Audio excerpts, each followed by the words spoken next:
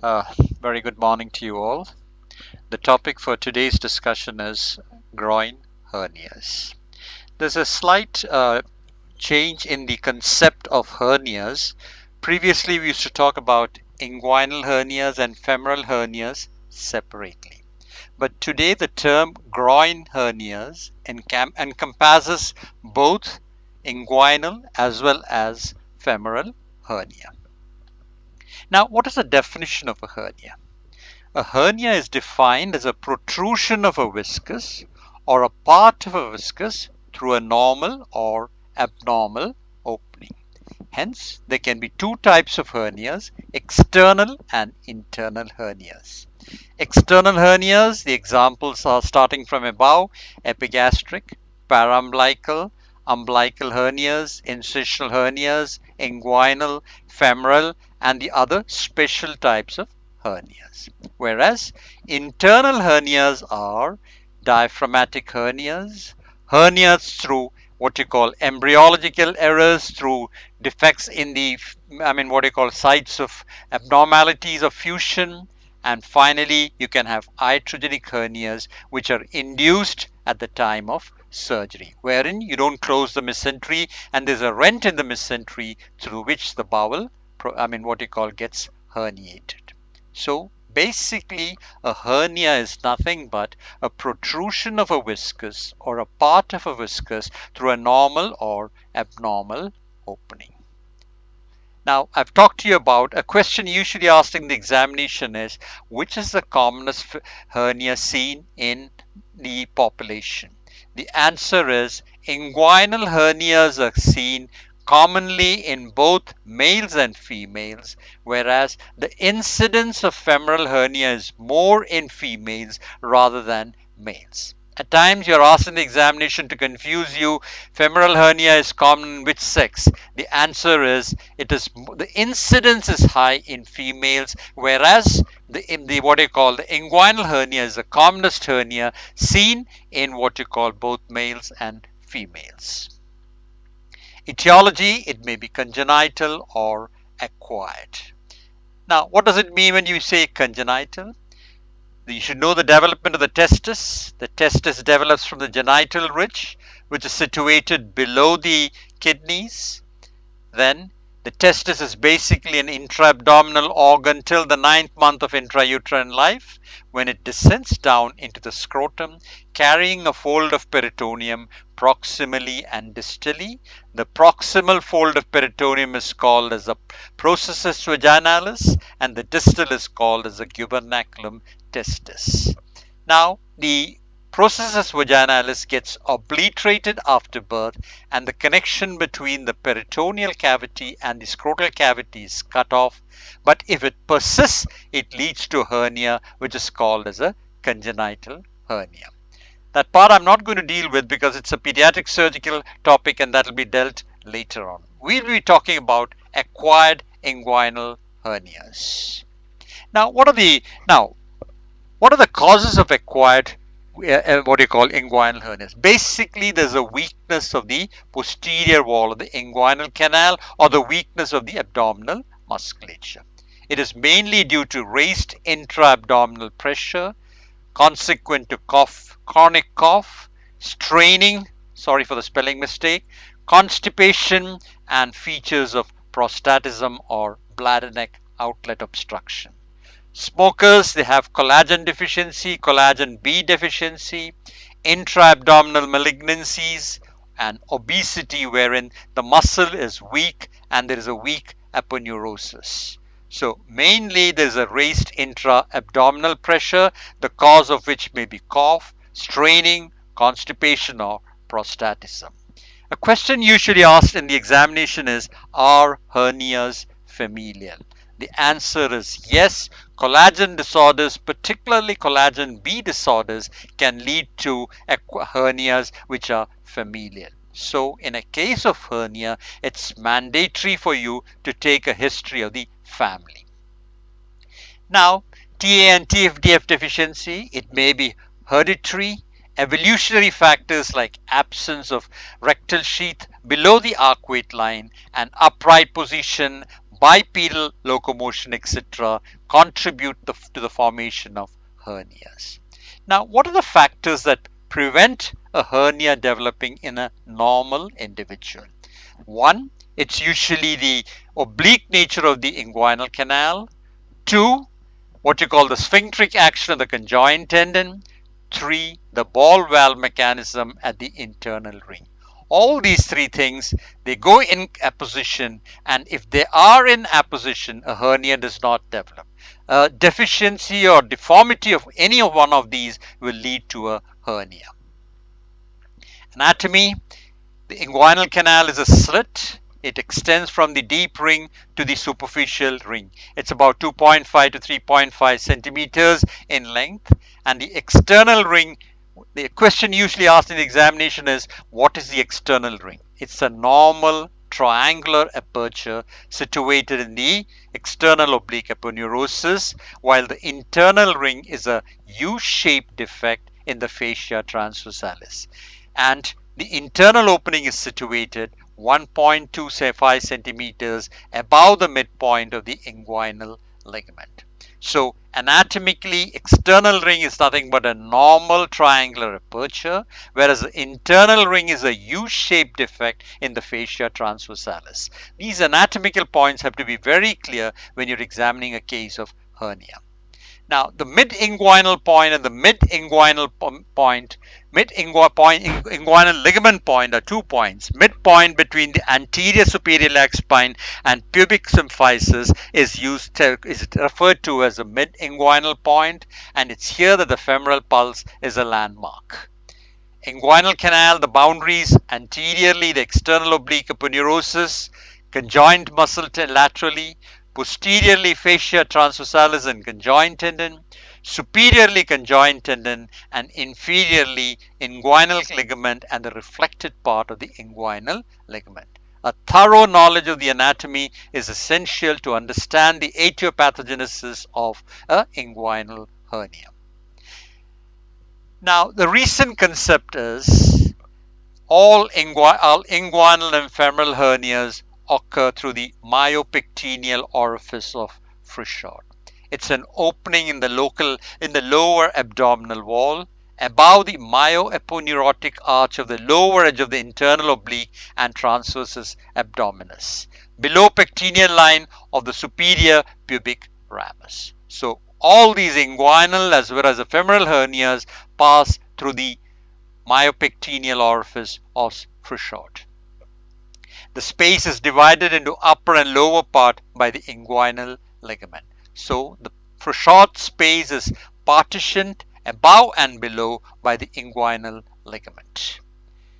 Now, these are terms which come in laparoscopic surgery or laparoscopic repair of hernias. In front of the peritoneum, it is a space called the space of Bogrose. It's an extension of the retropubic space of Retzius, site used for mesh placement in laparoscopic surgery.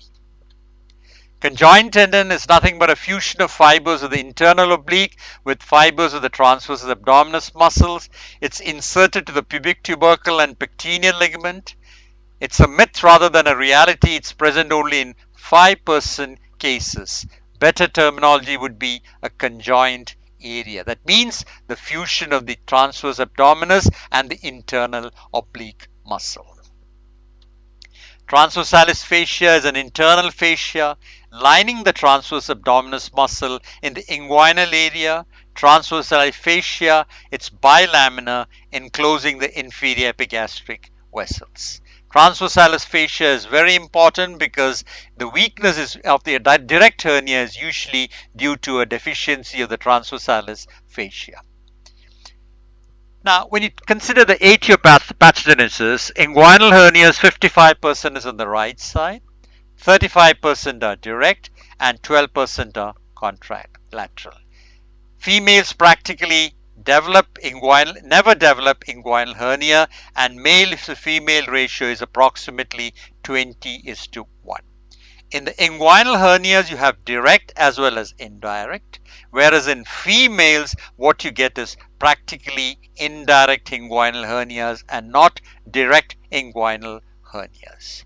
That is why in females, when you do a repair, the difference between the male and female would be, in a female, you have to do a herniotomy, deal with the hernial sac, push it in and close the internal ring. Whereas in a male, you do not close the internal ring because the cord structures are passing through it.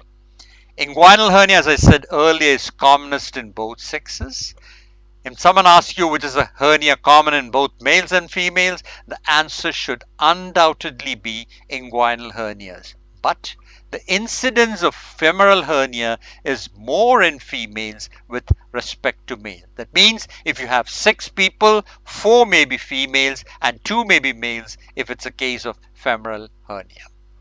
Now, types of hernias are direct, indirect, pantaloon hernias, and recurrent hernias. In addition, you can have what you call then you have mainly recurrent, pantaloon, indirect, and direct hernias.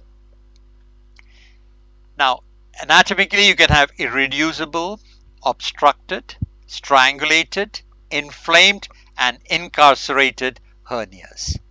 Now, irreducible means the contents cannot be reduced completely. For example, if it's omentum with adhesions. Obstruction and strangulation are two terminologies which you have to understand in proper. Obstruction means the blood supply is maintained, but there is an edema of the bowel and you find it difficult to reduce the hernia. But if it is allowed to continue, it goes into a state of strangulation wherein both the arterial as well as the venous supply is cut off, leading to gangrene. So, inflamed hernia basically means the contents of the hernial sac is inflamed. For example, if the content is a Meckel's diverticulum, or inflamed appendix, or inflamed what you call tubes in a female, it's called as an inflamed hernia. Incarcerated means fecal matter is the content and it usually pits on pressure. Other hernias are Richter's hernia, means a circumference of the intestine is involved in it. Litter's means when the Meckel's diverticulum is the content of the hernial sac. Madel's means what you call a W-shaped hernia wherein the intestine comes in, goes out, comes in and goes out. So it forms a W shape, and the part that is most precarious in this is the vertical limb that is outside the sac into the peritoneal cavity that gets gangrenous due to strangulation. Amidans means it's an inflamed inguinal hernia with an inflamed appendix. Sliding hernia is also called as hernia en glissade. The characteristic feature is usually the sac anterior wall, posterior wall, lateral and medial wall is peritoneum. But in a sliding hernia, the posterior wall on the right side is made up of the cecum and ascending colon, and on the left side, the posterior wall by the sigmoid colon. And occasionally, you may get a medial side bladder forming the wall of the hernial sac. So what is the problem here? If you suspect a sliding hernia, do not open the posterior wall. If you open the posterior wall, you're liable to damage the colon, leading to fecal peritonitis. So, in sliding hernias, how do you diagnose it? They are usually large, irreducible, extend into the scrotum, and the differential diagnosis is usually obstructed hernia. The other terminology for a sliding hernia is hernia en glissade, and the usual question asked in examination is, why is it called as a sliding hernia? It's mainly because the retroperitoneal contents are sliding into the hernial sac. Now, what are the complications of a hernia? It's irreducibility, obstruction, strangulation, incarceration, and inflammation. We've already discussed these things earlier. Another terminology that's always used is hydrocele of the hernial sac. What do you mean by hydrocele of the hernial sac? The content is omentum, and at the body temperature, the omentum liquefies, fat liquefies, giving rise to fluid in the hernial sac, which gives rise to a feeling of a hydrocele, and this is called as hydrocele of the hernial sac. Now, let's start with direct hernias. Direct hernias passes through the Hasselback's triangles, the boundaries of which are medially the lateral border of the rectus abdominis, laterally the what you call the inguinal ligament, and laterally the inferior epigastric artery, and the base is formed by the what you call inguinal ligament. Children never develop a what you call direct hernia. It's usually rare in women, does not strangulate because it's a large size and descends into the scrotum, and the neck of the sac is wide. That is why usually it does not what you call get strangulated. Difference between direct and indirect inguinal hernia. 1. Direct hernias rarely descend into the scrotum, but it can. Indirect can or may not descend into the scrotum. Reduces upwards and straight backwards, whereas indirect upwards, lateral and backwards.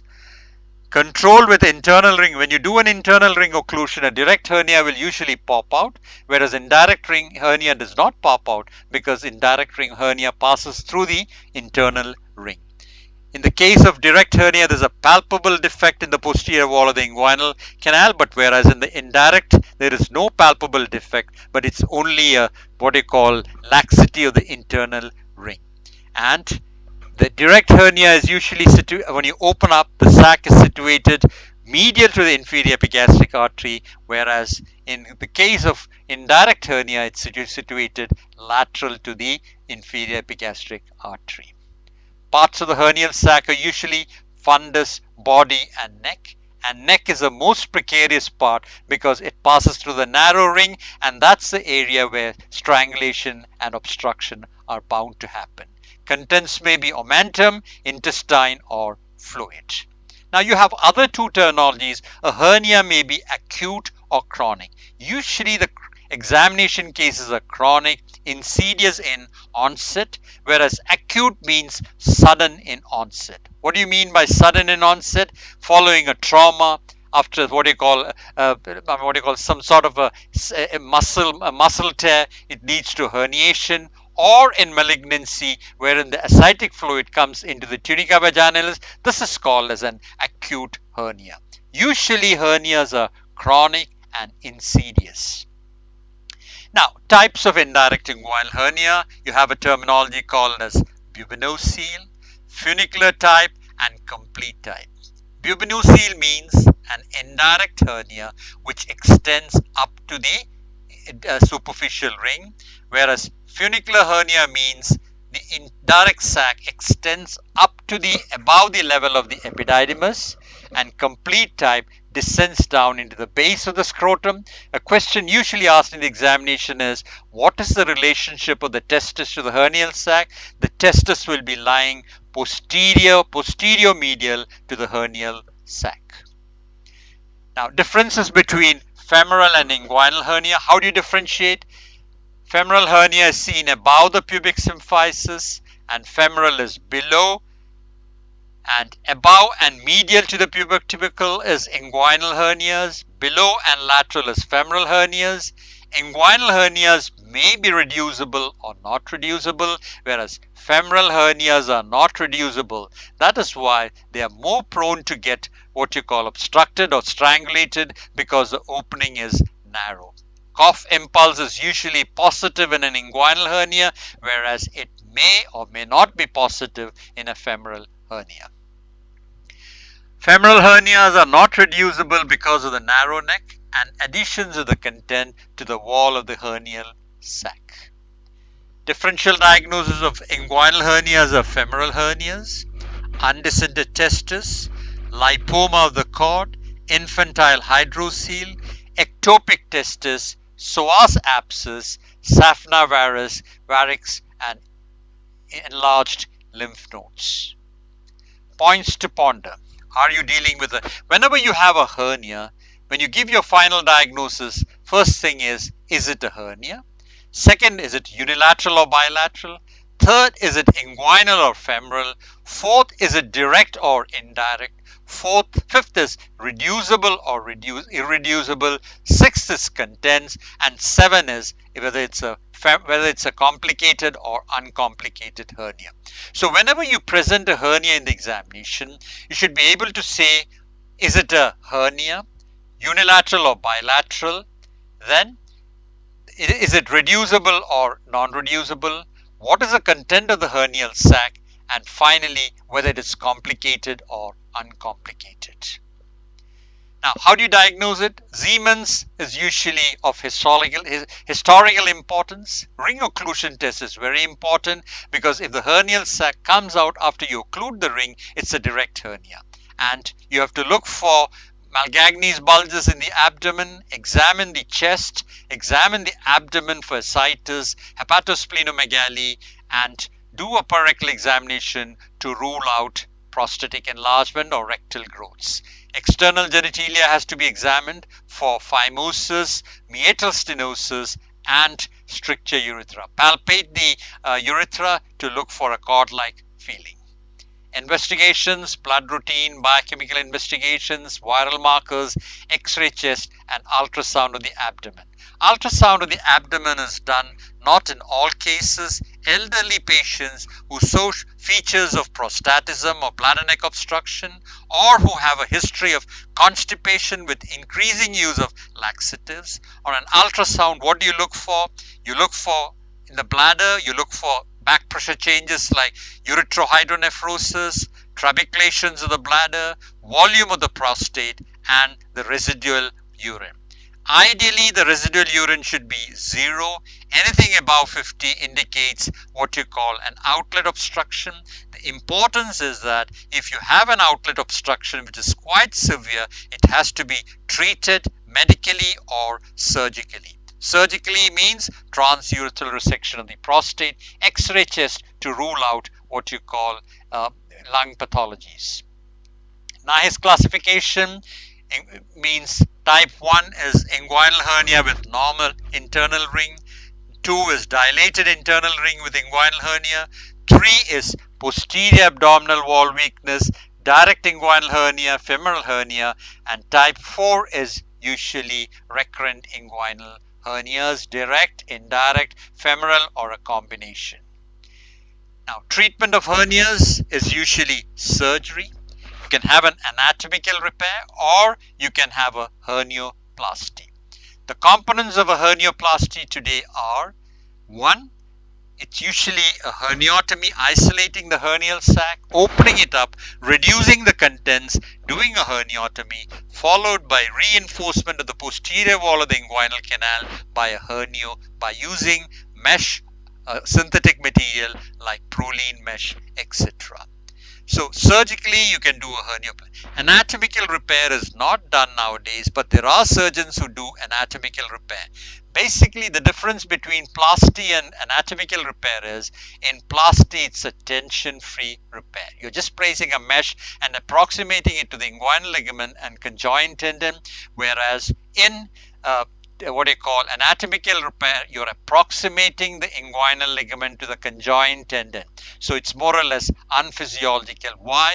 Because if the patient coughs postoperatively, there is a chance of the wound giving way, giving rise to recurrence. So today we all practice hernioplasty. It is nothing but use of what you call a mesh to reinforce the posterior wall. The different types of mesh are: 1. Prolene, polygalactin mesh, then that's called as a vicryl; dual mesh, Prolene on one side and vicryl on the other, that is used for incisional hernia repairs where there is a what you call peritoneal defect. And finally you have a dual mesh which combines both indirect as well as direct hernia, this thing.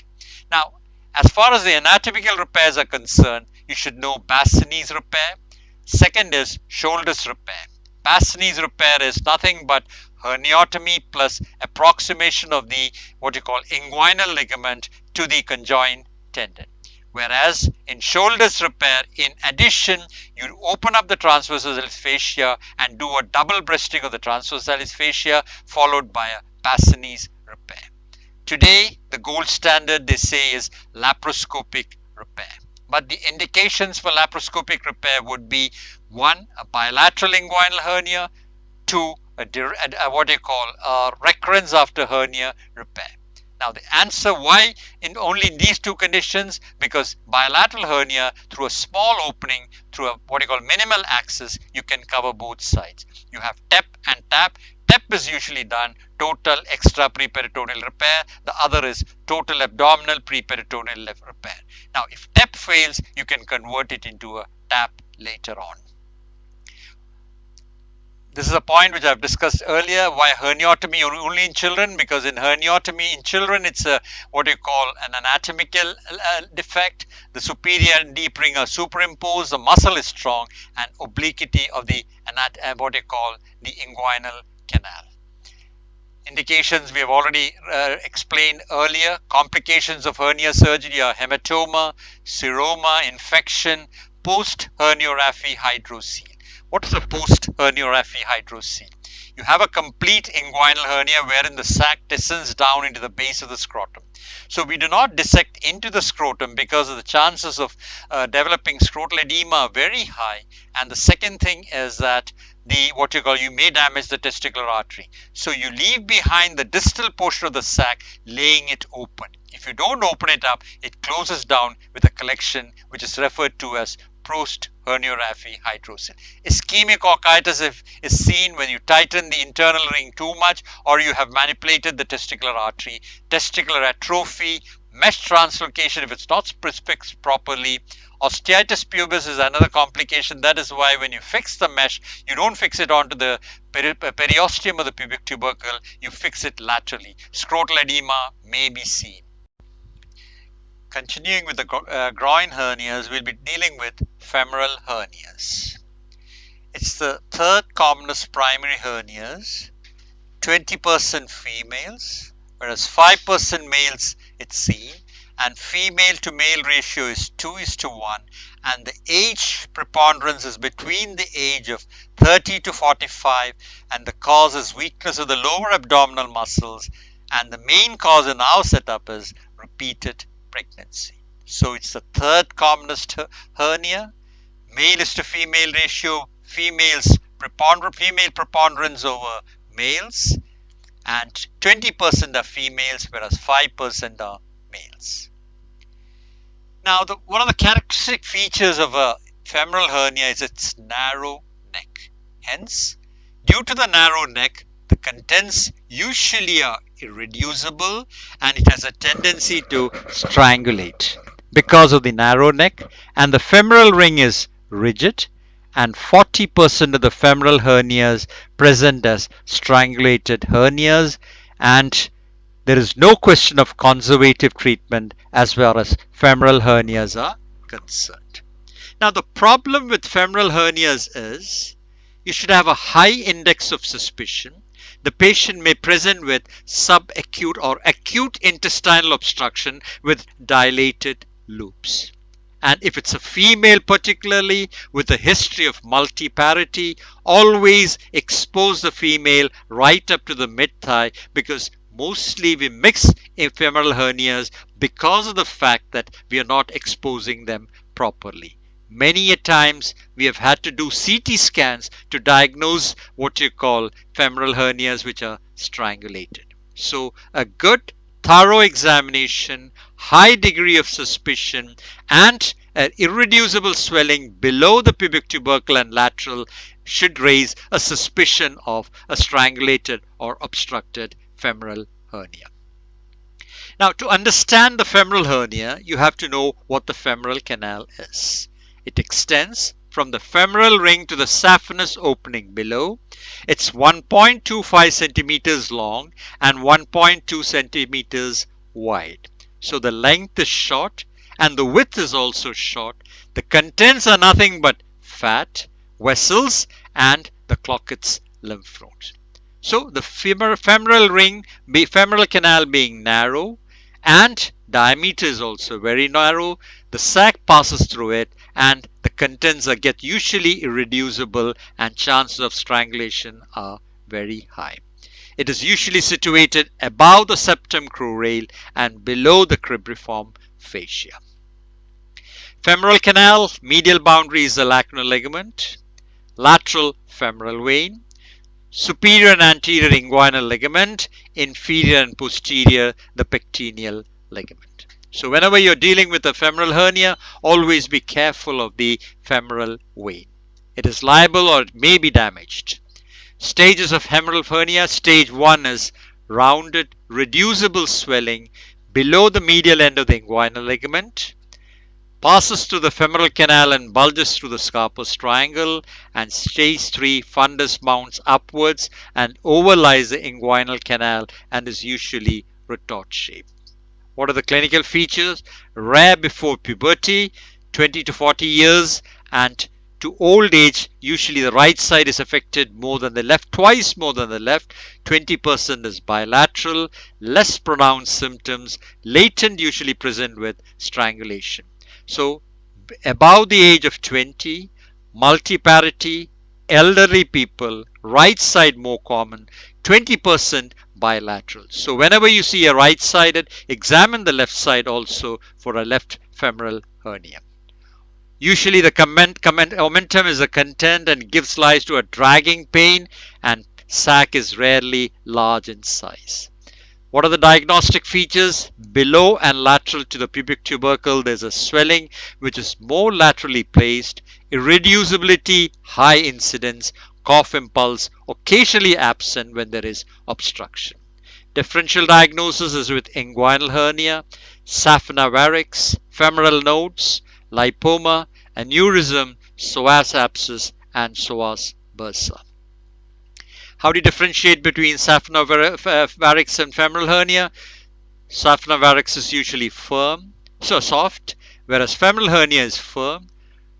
When you cough and sneeze, there's a palpating finger, you can feel tremors or what you call pulsations. That's called a Scrovelius sign. It's negative in a femoral hernia, associated with varicose vein, saphenous varix, whereas femoral hernia is not associated with what you call a varicose vein. Discoloration of the skin is present in saphenous varix, but it's negative in a femoral hernia. How to differentiate it from the Clockett's note? It's quite difficult. Now you have to look for all the primary sites in the lower limb, look for a malignant melanoma, epidermoid carcinoma, the sole of the foot, pressure by hernial sac on superior epigastric or muscles, iliac, or the wheel causes distension of the superior epigastric vein over the abdominal wall. This is a sign which is what I call discovered by an Indian called Dr. Professor Gaur from Bombay, who found that in strangulated inguinal hernias, the hernial sac usually presses the common iliac or the superficial epigastric vein, giving rise to distension of the superficial epigastric vein over the abdominal wall. This is referred to as Gaur's sign. How do you differentiate from iliopsoas abscess? Iliopsoas abscess points lateral to the femoral artery and it is reducible. Spine shows evidence of tuberculosis and cross fluctuation is usually positive. Hydrocele of the hernial sac, neck is plugged with omentum. Hydrocele of the sac occurs here. Now there are certain special types of femoral hernias. Logier's hernia is a herniation through a gap in the lacunar ligament. Unusual medial position, strangulated at the time of diagnosis. Narrett's femoral hernia occurs in patients with congenital dislocation of hip and lateral displacement of the psoas muscle. Hernia is usually posterior to the femoral vessels. The other was Logier's was lateral. This is posterior. Narrett's.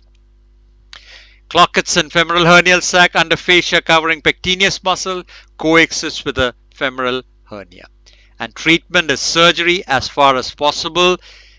First method is below the inguinal ligament. You can do a herniotomy and suture the inguinal ligament to the pectineal ligament. The usual surgical procedures are Lockwood's procedure or low operation, incision 1 centimeter below and parallel to the inguinal ligament, deal with the sac and close to the femoral canal with interrupted sutures from inguinal ligament to the pectineal ligament. Low is Lockwood's approach and high is Lottizine's operation, wherein you open up the inguinal canal, open up the transversalis fascia, reduce the contents, identify the femoral ring, obliterate it with sutures, conjoint tendon to the iliopectineal line, and mesh repair can also be done.